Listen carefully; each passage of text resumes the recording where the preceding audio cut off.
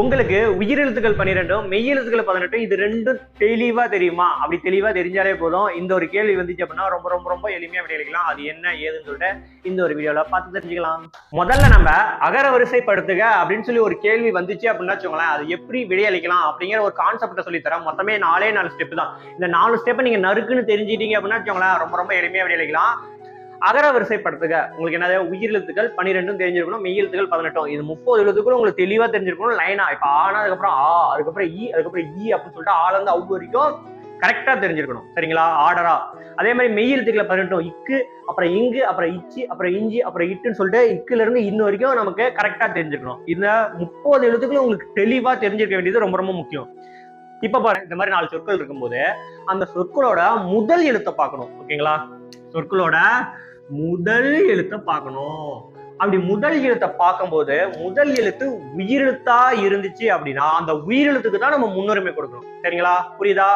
முதல் எழுத்து உயிரெழுத்தா இருக்கணும். அப்படி உயிரெழுத்தா இருந்துச்சு அப்படின்னா அந்த உயிரெழுத்துக்கு தான் நம்ம முன்னுரிமை கொடுக்கணும். சரிங்களா?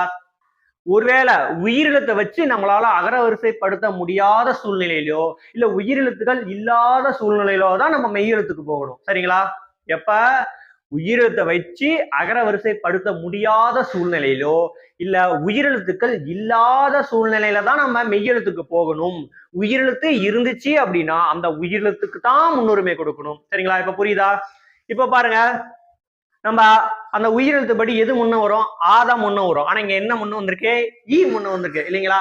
அப்ப ஆ எங்க இருக்கு? இங்க இருக்கு இல்லைங்களா? அம்மா. அப்ப இதுதான் நம்ம என்ன பண்ணணும்? முதல்ல எழுதணும். ஏன்? நம்ம அகரவரிசைப்படி பார்த்தோம் அப்படின்னா. சரிங்களா? இப்ப பாருங்க, அப்புறம் இ இல்லைங்களா? அப்புறம் ஐ, அப்புறம் தான் ஓ. ஓகேங்களா? இங்க இருக்கிற சொற்களை பார்க்கணும். சரிங்களா? அதப்படி பார்த்தோம் அப்படின்னா எது முன்ன வரும்? ஆ. அப்ப அம்மா முதல்ல வரும், அப்புறம் ஈ வரும், அப்புறம் ஐவர், அப்புறம் ஒட்டகம். சரிங்களா?